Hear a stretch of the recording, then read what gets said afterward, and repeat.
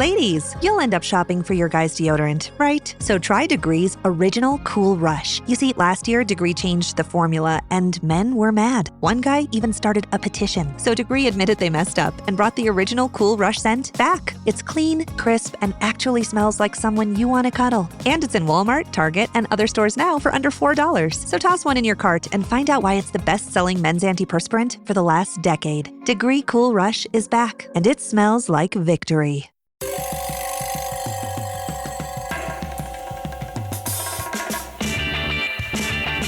This is Cop Talk, talking crime, cases, and backing the blue. Now, here are your hosts, Captain Ed Mehmet and Detective Kevin Schroeder. Hello, everyone, and welcome to another episode of Cop Talk. I'm Kevin Schroeder, and I'm here with my co-host, Captain Ed Mehmet. Hello, everybody. Great to be on the show again today with our distinguished guest, who Kevin will introduce shortly. So our guest today on Cop Talk is retired Detective Michael O'Keefe. Michael is a retired first-grade detective. For 24 years, he worked in New York's meanest streets, investigating murders and other violent crimes. He's now a professional writer. His first novel, Shot to Pieces, was published in 2016. It's part of a series about fictional detective Patty Durr. The latest Patty Durr story is Burnt to a Crisp, which came out in 2021. And I believe all his books you can get on Amazon. Michael, welcome. Thanks for having me. It's nice to Mike, sit down with you guys. Great to have you as well. So why don't you tell our audience a little bit about yourself, where you grew up, your background with the police department? Yeah, I'm a city kid, born and raised in New York. Was born in Queens, on the Queens-Brooklyn border. Misspent my youth straddling that line between Brooklyn and Queens. I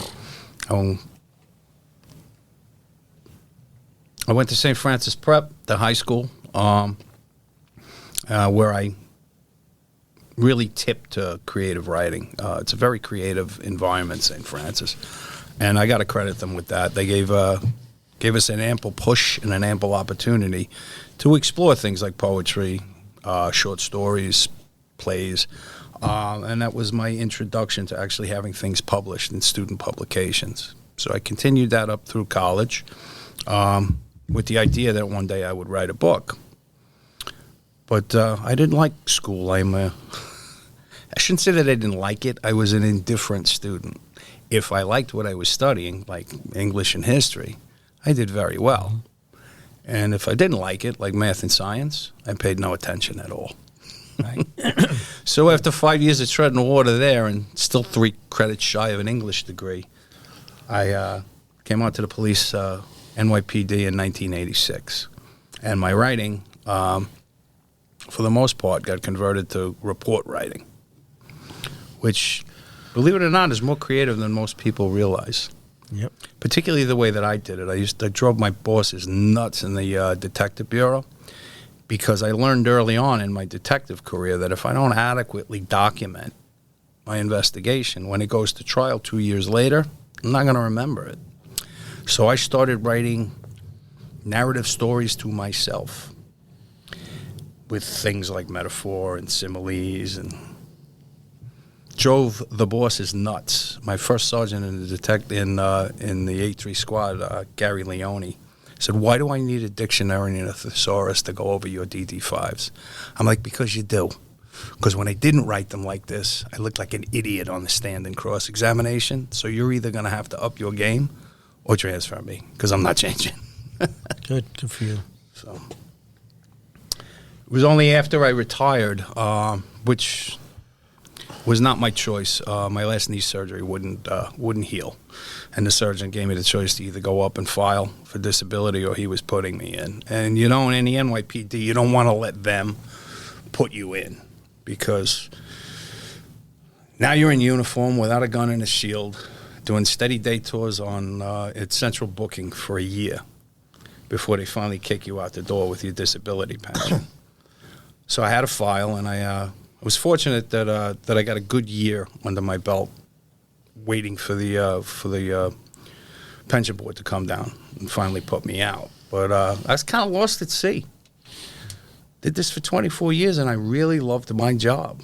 homicide, and there's nothing that beats homicide investigation. So I'm wandering around, and I kept mentioning to my wife ad nauseum, I'm going to write a book. It was almost a threat at that point. And finally, Janet heard enough. She went out, bought me a laptop, threw it at me, and said, just write the damn thing. And Shot to Pieces was born 2 years later. Mike, what NSU did you do? Neighborhood stabilization? Yeah, started out in NSU 3, which was Midtown. Right. We turned out of Midtown South, covered Midtown North and the 17th. Right. But I was in a squad called the Helmet Head Squad. We did 6 at night to 2 in the morning on 42nd Street proper. The Deuce, when the Deuce was the Deuce. And I liked it. I thought I had gone out to the police department. I figured I was going to do this for a couple of years and then go back to school. I loved the job.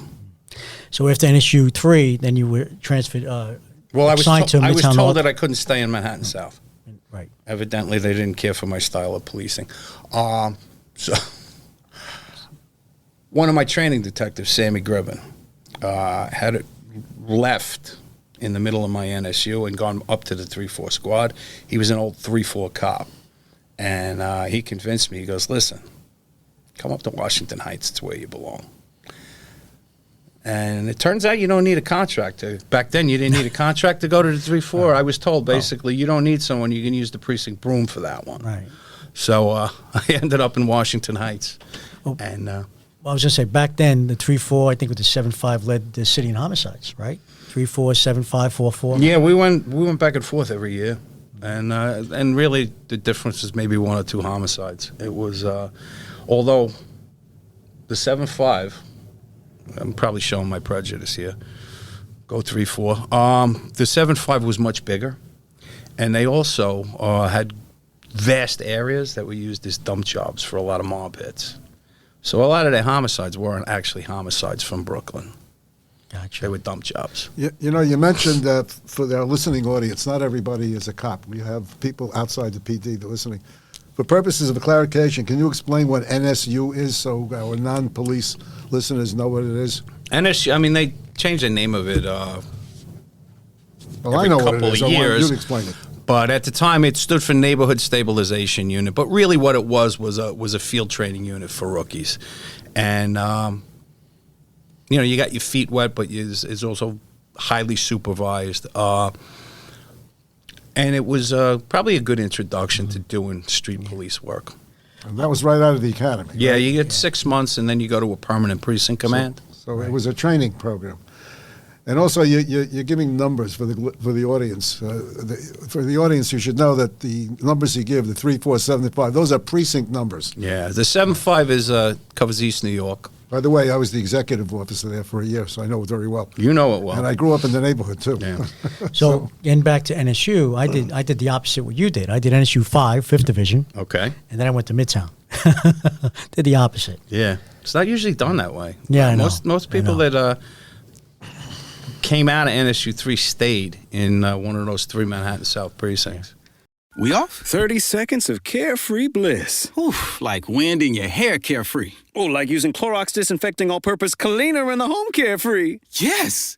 Like Doc slobbing on the coffee table and cleaning it with Clorox Carefree. He's on a roll now. Spit toothpaste on the faucet. You got it. You got it. Peanut butter on the light switch. Oh, spritz, spritz. Spritz, spritz. Clorox, man. Clean feels good. Okay, we're back. Use as directed. Subtle results, still you, but with fewer lines. Botox Cosmetic, out of botulinum toxin A, is a prescription medicine used to temporarily make moderate to severe frown lines, crow's feet, and forehead lines look better in adults. Effects of Botox Cosmetic may spread hours to weeks after injection, causing serious symptoms. Alert your doctor right away as difficulty swallowing, speaking, breathing, eye problems, or muscle weakness may be a sign of a life-threatening condition. Patients with these conditions before injection are at highest risk. Don't receive Botox Cosmetic if you have a skin infection. Side effects may include allergic reactions, injection site pain, headache, eyebrow and eyelid drooping, and eyelid swelling. Allergic reactions can include rash, welts, asthma symptoms, and dizziness. Tell your doctor about medical history, muscle or nerve conditions including ALS or Lou Gehrig's disease, myasthenia gravis, or Lambert-Eaton syndrome, and medications, including botulinum toxins, as these may increase the risk of serious side effects. For full safety information, visit BotoxCosmetic.com or call 877-351-0300. See for yourself at BotoxCosmetic.com. Hey guys, finding the perfect gift for the food lover in your life is easy. Thanks to Goldbelly.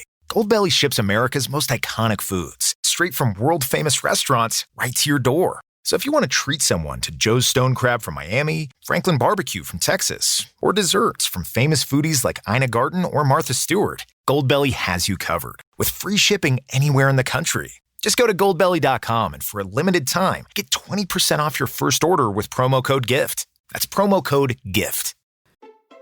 Shopping is hard. I can never find anything in my size. I don't even know my size. I buy my clothes the same place I buy my groceries. There's a better way. Make it easy with Stitch Fix. Just share your size, style, budget, and done. Your personal stylist sends pieces picked just for you. That was easy. Stitch Fix. Online personal styling for everyone. Free shipping and returns. No subscription required. Get started today at stitchfix.com. Yeah, well, I was thinking about going to the 2-4. It's my grandfather worked, my uncle worked, 2-4 precinct, great command. But I was able to get into Midtown North, and that's where I pretty much did most of my career. Yeah, that was always a good squad. That was a good So, 30 years ago, you had an encounter with a drug dealer in Washington Heights that shook the city to its core. And it helped David Dinkins become the former mayor, the ex-mayor, and brought Rudy Giuliani into the fold, who saved the city. And by the way, I just want to make a point. I spent 7 years in narcotics, so I'm very familiar with the operations. I did 5 years of undercover work, and the remainder I did street work. So the story you're going to tell, I can probably relate very well to. But would you tell us about that? Yeah, I was, at the time, I was in the old anti-crime units. They don't exist anymore, which is a shame because they were very effective. But basically, we were in plain clothes and unmarked cars, and we were looking to interdict violent crime. In the 34th Precinct. 34th Precinct, Washington Heights. And a lot of guns. It was a very violent place. A lot of street shootings, a lot of home invasion robberies, narcotics-rich environment. It's pretty much was the hub for all the cocaine on the eastern seaboard was filtering through Washington Heights. I think at the time, in 1992, when the shooting took place, you could buy a kilo of cocaine on the street for $17,000, and you didn't even have to get out of your car. You barely had to tap your brakes. That's how much cocaine was coming through there at the time. And obviously, with a product being sold illicitly, with that kind of money at stake, the potential for violence is great. And Washington Heights lived up to its potential with respect to that. But the night in question you were talking about, July 3rd, 1992, we're just out rolling around, spotting corners, seeing what's going on. There's an expression at the time, corners raised up. Basically, people, you could feel the tension from the people on the street, their heads on a swivel, as if something's going on, they're expecting problems. This is a block that an anti-crime cop wants to keep an eye on, because there's going to be a shooting, that's where it's going to go on. And I happened to notice a guy standing on a corner, inappropriately dressed. It was like 98 degrees and super humid, and this guy's got a black sport jacket on. And the other thing I noticed about him is his term was raised up. His head is on a swivel. He's looking left. He's looking right. He keeps yanking the lapel of the jacket over the right side of his body at his waistband. And you could see a large bulge there. Wasn't sure what it was, so keeping an eye on it. And I we're in traffic on St. Nicholas Avenue heading south when I bring my partner's attention to it. I'm like, listen, drop me off here. I want to keep an eye on him. Circle the block. Let's see what he does. The idea, the unmarked cars were, they really weren't unmarked anymore. I mean, when you spend 8 hours a night jumping out of them and lock up bad guys with guns, the bad guys know the car. Sure. So we were at this point using it to flush criminals in the direction we wanted them to go. So my partners were going to circle the block and come up 162nd Street, and I was going to be standing on the corner, and hopefully the guy would walk right into me, and the three of us would rendezvous, put him on the wall, take the gun out of his waist, and by this time I had seen a large black revolver sticking out of his waist. So I'm waiting. I'm keeping an eye on him. At the time, I looked nothing like a cop. I had a beautiful head of rock star hair, 6 earrings, goatee, and I dressed down. And then the other key, and I had to learn this as a young plainclothes cop, really doesn't matter what you look like. It's don't make direct eye contact. Because the only guys out on the corner that are making direct eye contact with anyone are the police. So that's the easiest way not to get made. So I did that. And then I heard the alarm come up when they turned on the block from Broadway. Bajando, agua, policía. Except the guy doesn't walk in my direction. He walks the other way. I'm like, ugh. So now I follow him, and I catch up to him just as he's going into the doorway of an apartment building. Big, heavy metal door. And I grab him, and I pulled my shield out from around my neck. And I, in Spanish, I said, "Policía, no se mueve." And he gave me a forearm shiver in the throat like none I had ever experienced. But I held on. And as he backed into the hallway, the fight was on. We basically went rolling and cascading in from that first little alcove into a second alcove and then into a greater hallway that was this marble line, 50 feet long, 30 feet wide. It looked more like a mausoleum than anything else, which was fitting because first time that I looked down the barrel of his gun when he pulled it out of his waist and pointed at me, I thought I was going to die in there. But the fight was on. I managed to get my radio out, and I'm putting over 1013's officer in distress calls, which, as you know, Kevin and Captain, cops are proud. They don't put 1013 over the air easy. Right. We used to call them 1085s. We're proud 13s. I just flat out put out a 13 because I'm in a fight of my life, for my life. About 2 minutes in, though, and I keep putting over a location. I don't know where I am. I don't know the address. So I'm putting over in the building on the corner, and I'm putting over Amsterdam and 162nd Street. That's 2 blocks away. So nobody knows where to look for me. I'm not supposed to be in a building. At one point, the radio gets knocked out of my hand, and we continue to fight. We're on the ground. We're up again. And I know from the 911 call, it was 5 minutes in, of hand-to-hand combat. And if you've ever been in a fight, 5 minutes is an eternity. You're exhausted. I'm bleeding out of my head. Out of my nose got crushed. This guy was big. The best way I could describe him, I remember the first time I saw Gary Sanchez playing for the Yankees, and I saw him come up to bat. I'm like, holy shit. I thought I was seeing a ghost. That's how big this guy was. And for the most part, he kicked my ass. I wasn't winning that fight. But at one point, he breaks up from the ground, and he heads toward the back stairwell. And I catch up to him and grab him by that shitty jacket he's wearing. And I yank on him and spin him, and the gun comes up, and I'm looking right at it, right down the barrel. And I grabbed his wrist and thrust it away. So now we're face to face in the back of that hallway. The problem is he's bloody, he's sweaty, he's strong, and I feel my grip. I'm losing my grip on his hand, on his gun hand. And as I lost the grip on it, I turned a little sideways and pulled my service revolver. And at the point where the gun again was pointed in my face, I reached out and fired once.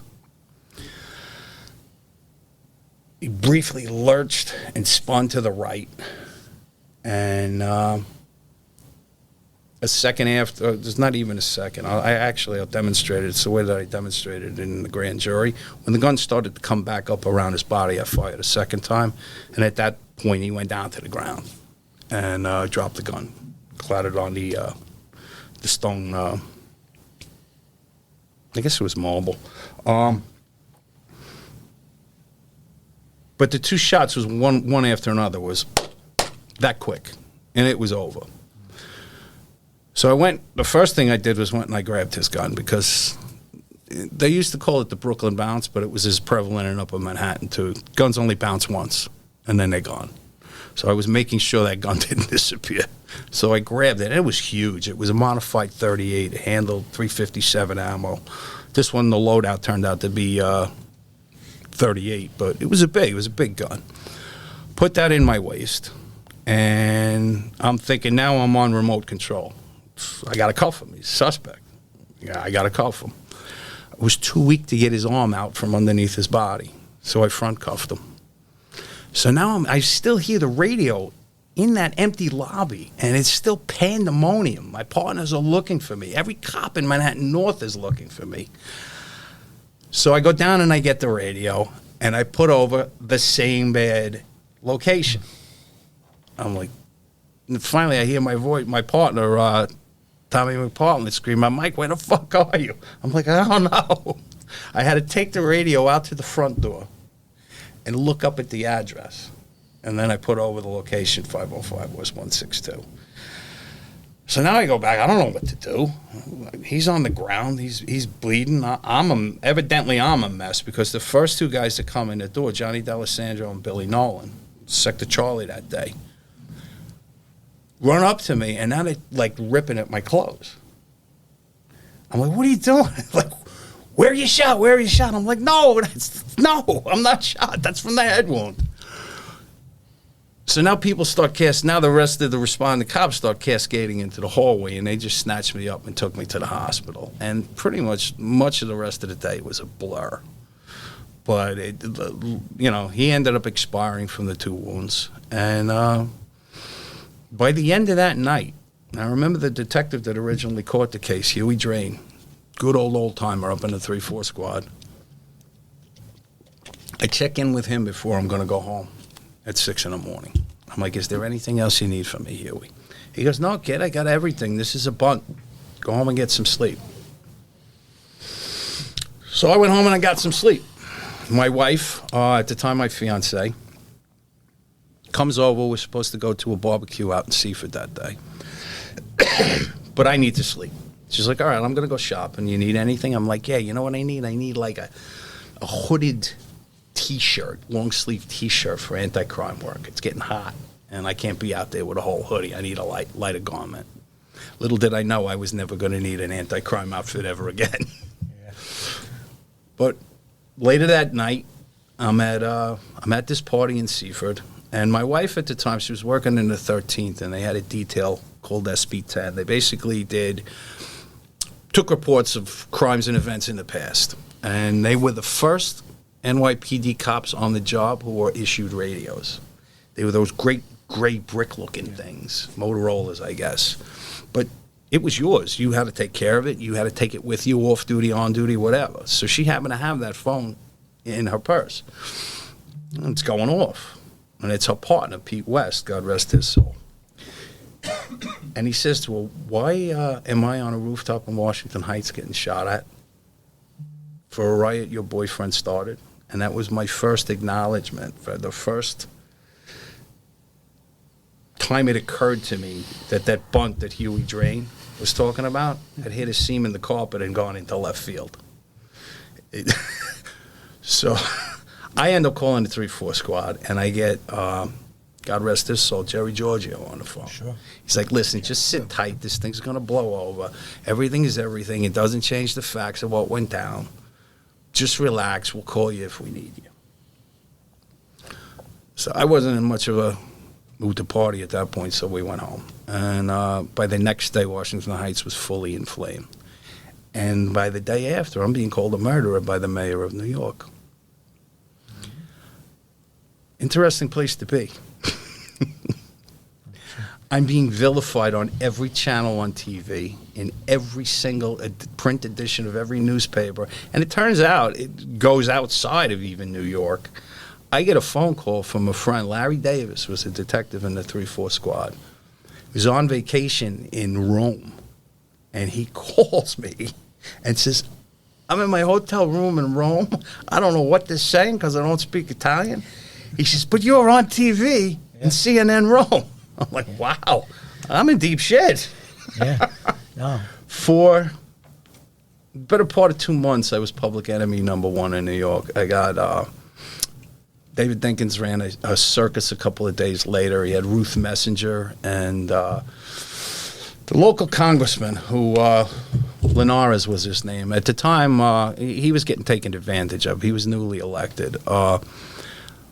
So he fell right into Dinkins' script, and pretty much they're calling me. They're asking for calm because they're, in so many words, they're telling everyone who's listening that they're going to railroad the cop. He's going to get it. He's going to get his. So there's a pretty austere people. I figure if they want to build a frame, they're going to build a sturdy one. So I'm already in my head. I'm thinking about.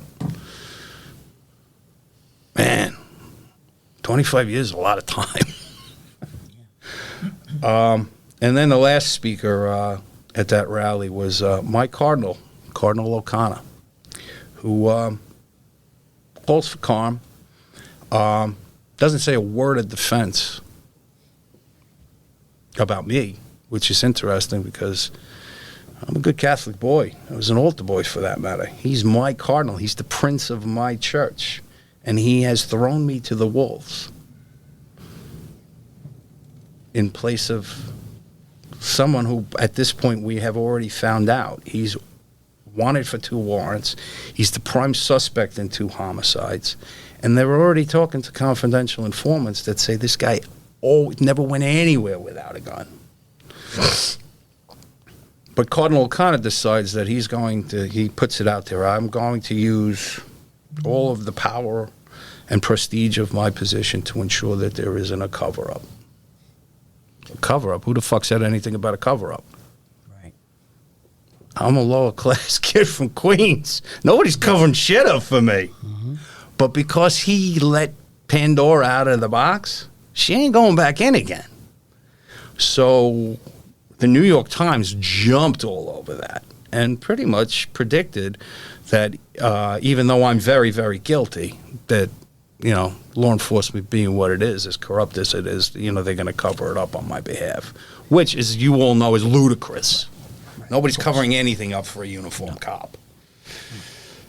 But that's where it stood for a while until the first inkling that I got that maybe I didn't have to do 25 years in prison was when I went down to be interviewed by the district attorney. And I don't know if he wants me to use his name, so I won't, but the district attorney involved was a very well-respected guy, even by the cops. He had handled the Anthony Dwyer homicide in 1988 before that. And I know the cops from Midtown loved him.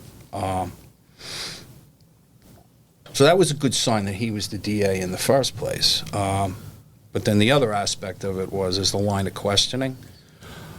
All of a sudden, everything he's going into, he's trying to build, and it would later come out in the questioning in the grand jury, he's trying to build me as a human being. He wants to know about the churches I attend, sports that I played, that I coached, organizations and charities that I've done work for. I'm like, all right, well, you wouldn't want to know about this if it wasn't going to come out later. If they're looking to ride me out on a rail, these questions aren't going to be asked. And just the nature of the questioning with respect to the event, I realize the mayor still wants my head on a stick, but Robert Morgenthau is elected and maybe he doesn't. So maybe I'm going to get a fair shake here. And ultimately, that's the way that it turned out. Robert Morgenthau himself referred to the investigation into my shooting as the largest, most thorough shooting investigation in the history of the New York County District Attorney's Office. which is that's quite an investigation. Sure is. Because he did his job, and he obeyed his oaths to do the right thing, to do the fair thing. The truth was able to come out, and ultimately I ended up being exonerated. Mike, as I recall, the funeral was paid for, right? Yeah, that was the other thing that really bothered me. The city of New York. The city paid for it. A guy who wasn't a citizen was actually an illegal alien. Can I use that term, illegal alien? Sure, why not? He was an illegal alien, had never paid a dime of taxes, and only sold drugs and hurt people. But he got what I refer to as a royal funeral, sending him back to the Dominican Republic to be buried like a king. That was on the orders of Dinkins, right? It was all on Dinkins. It was all him. And he, when the grand jury came back, I think it was early September, but I got the heads up from the investigator in the DA's office. Jury came back. It was unanimous. No true bill. It's justified shooting. We're going to give the police department and the city some time to make preparations before this thing gets announced. I'm like, all right. However, I didn't believe him because until it's announced in public and I actually get a look at that no true bill, I'm still convinced I'm going to be indicted for murder. So that was a tough 2 weeks. But the investigator they sent over to see Dinkins pretty much sat down with him for 2 hours and explained to him the impossibility of my guilt. And the man's reaction was, this is an outrage. The city won't stand for it. You get back in there and you hurt this cop. Those were his words. So when the investigator got back to me and says, listen, you don't have a friend there. He's going to try and do something politically to get back at you for this. Because he's not happy with the results. I'm like, well, I didn't think so. I mean, he was calling for my head on a stick when I knew I was innocent. So I'm ready for whatever comes down the pike. I wish that had been true. I didn't realize how dirty New York politics were. Because the man walked a civil rights investigation across St. Andrews Plaza to the U.S. Attorney's Office. And subsequently, my entire anti-crime team were under investigation for the better part of 3 years for alleged civil rights violations because we made too many gun arrests. Their theory being nobody could be that good. Unbelievable. So. You know, you gave onto another topic. You gave us your background as how you got interested in writing, and in your book you mentioned Patty Durr. How did you come up with that name? Patty Durr. Well, where'd you get the idea for him? Well, the idea, it's me, basically. But Patty Durr is actually my birth name. I was adopted, and I didn't think anybody knew. So I said, well, I don't know. Why pretend? I'm going to name him Patty Durr. I just want to go back to one thing. Captain, where were you during the riots in '93? Unfortunately, I was working out of police headquarters. I didn't have a chance to get there. I was a captain in charge of some staff unit that Ray Kelly put me in. Very boring job. Oh, well, I'll tell you where I was. I was in anti-crime, Midtown North at the time. We did a 6 to 2, and they sent us all up to the riots.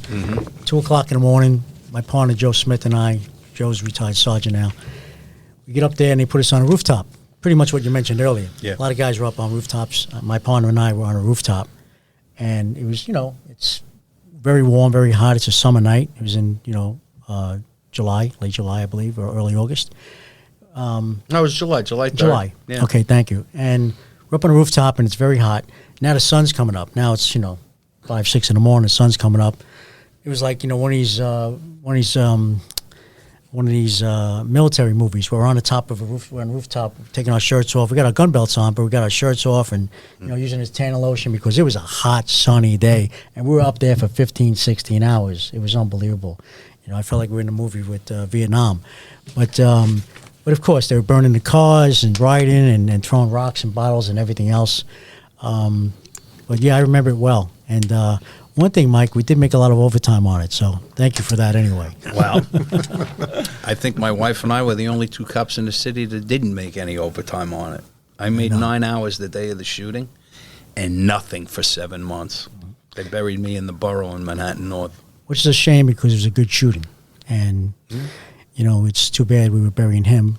But guess what? We didn't have to bury a cop, thank God. Well, I was supposed to be getting awarded at Medal Day the following spring. But Dinkins was still the mayor. And they shit-canned the paperwork.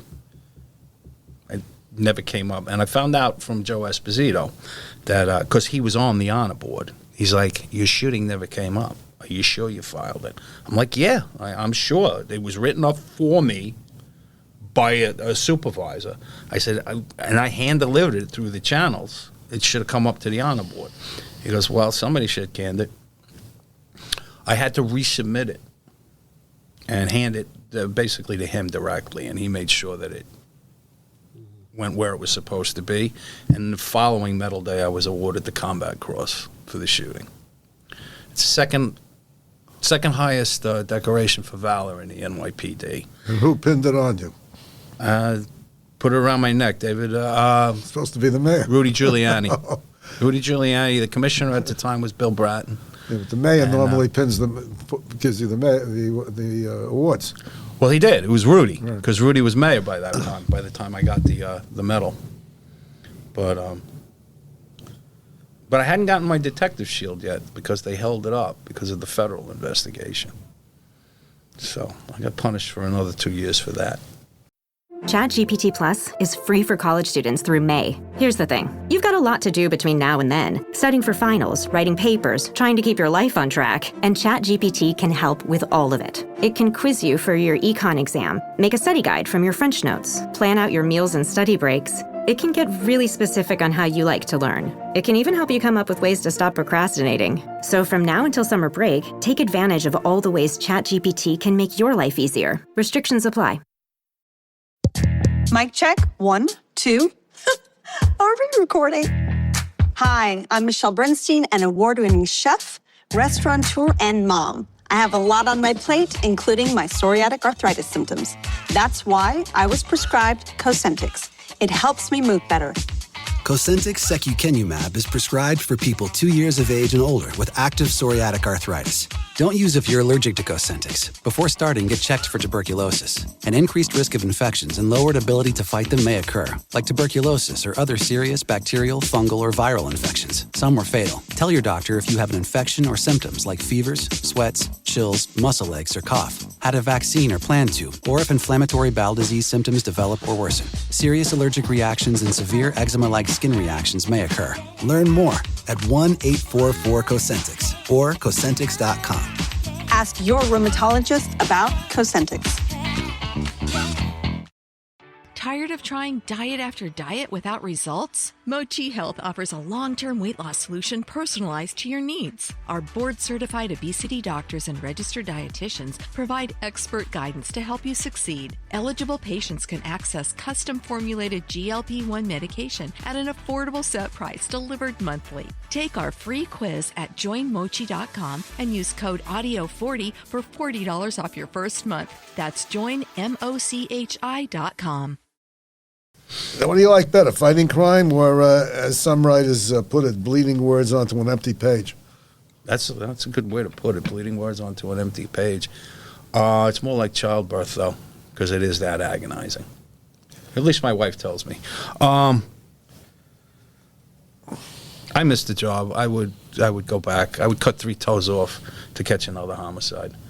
But having said that, to the point now, if I don't write every day, it's like a sick compulsion now. I need to write. So I am constantly expressing myself in written word. Right. And I just need to get an agent and get these things out in print. Now, you said that you would love to come back on the job if you could. Would you want to come back today, the way things are now? I mean, it's an unrealistic response on my part because, I mean, the obvious answer should be, if I'm thinking about it, no. I mean, the other aspect is I'm 60 years old. I don't belong on the job. I'm a broke down valise at this point. But yeah, I really would love to be a homicide detective again. Even though things are not too good for police work these days. Well, you know, things weren't too good for police work back in 1992 either, and I weathered that storm, didn't I? That's true. That's true. You know, Mike, with everything going on today in New York, with crime being up, NYPD is down in manpower as well as throughout the nation, actually, with law enforcement. You know, what do you think it'll take to bring back New York? It would have to come full circle. Unfortunately, the elected government in New York they're just making it worse and harder on cops. These laws that they're passing up in Albany, the whole thorax compression law. How do you fight someone in handcuffs without applying pressure to their chest? It's a physical impossibility. But I mean, these cops aren't permitted to touch anyone. The simple fact of the matter is, law enforcement. It's enforcement. The word force is in there for a reason. If you were violent and you were breaking the law and you were endangering someone's life, the police not only are supposed to be allowed to take action and remove that threat. Use necessary force. It's their duty. We swear that we're going to do that. It's necessary. It doesn't seem like they're allowed to do that until the laws change, until the prosecutors change. I mean, you can't get anybody prosecuted for crime in this city under the elected prosecutors. Can you imagine what it would have been like if Alvin Bragg was the DA when this happened with you back then? Oh, yeah, I'd be on life parole. I know exactly what would have happened. It went from necessary force to no force at all, really, what it's coming down to. Don't touch. Right, true. How can people contact you?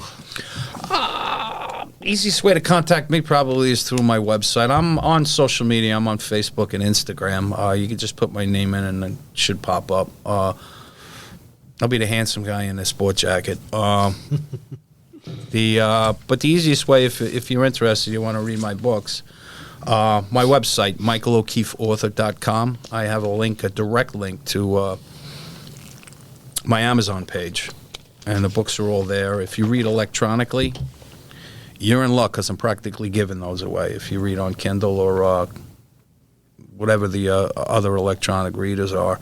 The first three things you'll know you have my webpage because the first three things that come up are 3 40-second trailers, theatrical trailers for the 3 Patty Dare novels. And they're entertaining in their own right. They're worth a look. I really enjoyed producing those. But, I'm accessible. My books are available pretty much everywhere books are sold. Unfortunately, because I'm an independent author, Barnes & Noble, I don't have a publishing house pushing me. You might have to order the book at Barnes & Noble. But it's available. That's fine. Cap, good?